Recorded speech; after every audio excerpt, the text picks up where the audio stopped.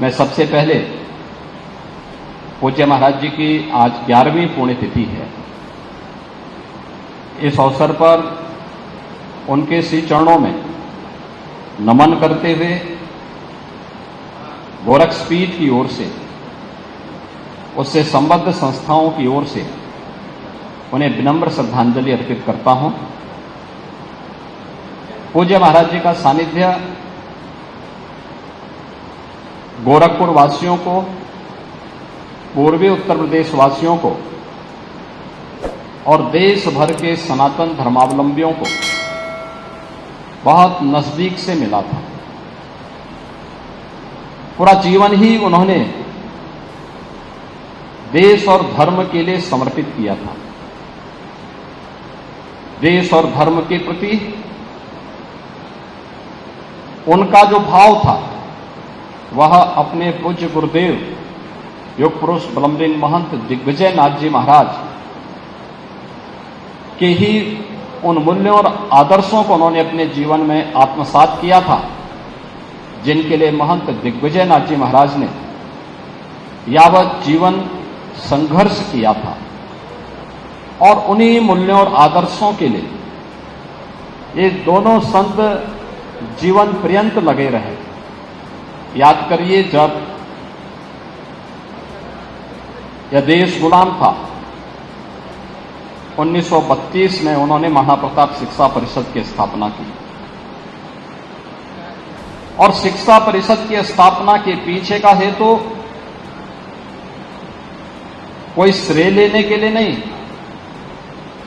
बल्कि महाराणा प्रताप जैसे वीर योद्धा को, जो देश और धर्म के लिए जिनका प्रथम योगदान है, स्वदेश और स्वधर्म के लिए बलिदान क्या होता है, यह प्रेरणा हर भारतवासी को महाराणा प्रताप से प्राप्त होती है। तो महाराणा प्रताप के प्रति कृतज्ञता ज्ञापित करते हुए उनके नाम पर उन्होंने पहली संस्था स्थापित की। फिर यह श्रृंखला आगे बढ़ती गई। महाराणा प्रताप कॉलेज बना, महाराणा प्रताप महिला कॉलेज बना, देश स्वतंत्र हुआ, गोरखपुर में विश्वविद्यालय की स्थापना हो और पहला विश्वविद्यालय गोरखपुर में स्थापित हो। इस भाव के साथ तत्कालीन जब सरकार ने कहा कि भाई पैसा है नहीं, अभी अभी देश आजाद हुआ है, जिस क्षेत्र के लोग उस समय की अनुसार उतनी प्रॉपर्टी उपलब्ध करवाएंगे, उस क्षेत्र में हम लोग विश्वविद्यालय बनाएंगे।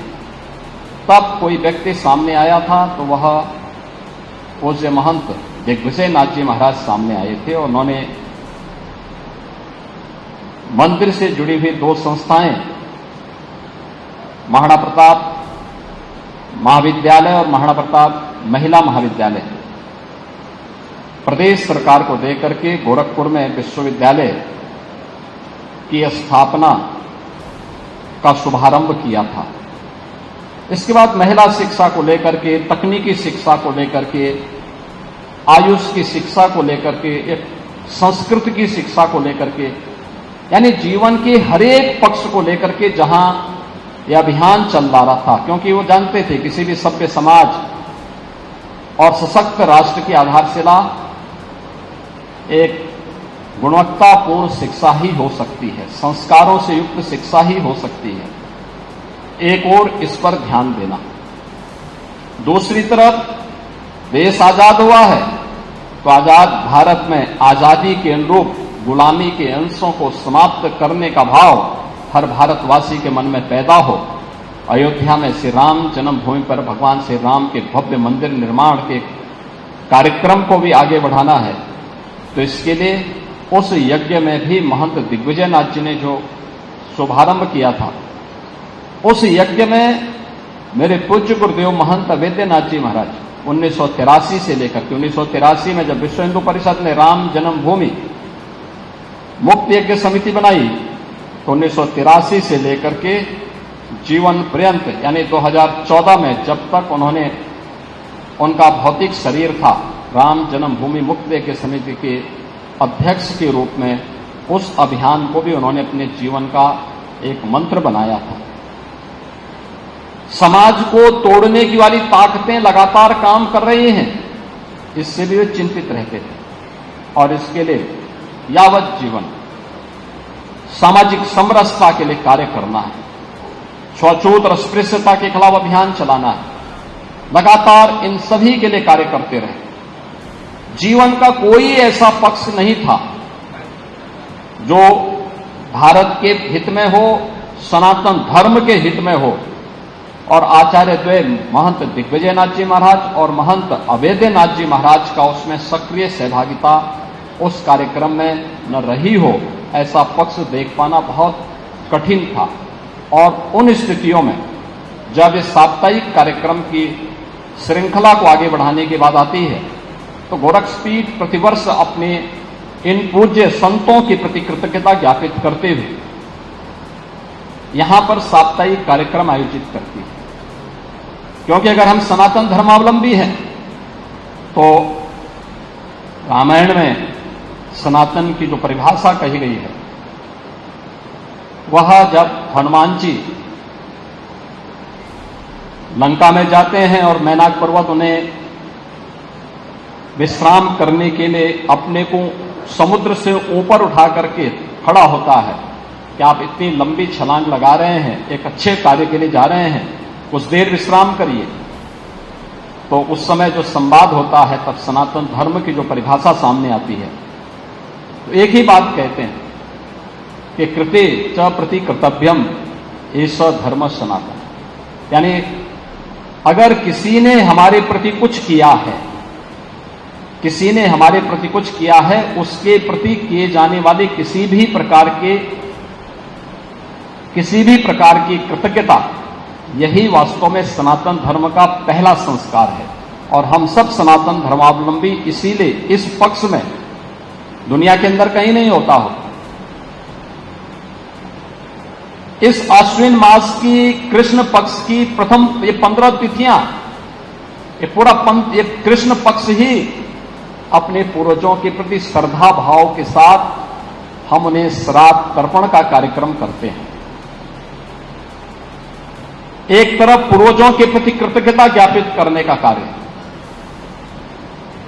और यही कार्य हर सनातन धर्मावलंबी करता है। गोरक्षपीठ की परंपरा में इन दोनों पूज्य संतों ने, पूज्य महंत दिग्विजयनाथ जी महाराज ने आश्विन कृष्ण तृतीया को अपनी भौतिक देह को, उस नश्वर शरीर को त्यागा था 1969 में, और पूज्य महंत अवैधनाथ जी महाराज ने अपने नश्वर काया को आश्विन कृष्ण चतुर्थी को 2014 में अपनी भौतिक काया से मुक्त होकर के वे परम धाम की ओर प्रस्थान किए थे। और ये संजोग से वही पितृपक्ष का अवसर होता है जब पूर्वजों के प्रति कृतज्ञता ज्ञापित करने के साथ ही हम अपने इन दोनों पूज्य संतों के प्रति उनके द्वारा जो मार्ग हमें दिखाया गया है, जीवन के उन सभी पक्षों को समेट करके संगोष्ठी और कथा ज्ञान यज्ञ के माध्यम से इस श्रद्धांजलि कार्यक्रम को आगे बढ़ाते हैं। आज पूज्य महाराज जी की पुण्यतिथि है। कल युग पुरुष ब्रह्मलीन महंत दिग्विजयनाथ जी महाराज की पावन पुण्यतिथि थी।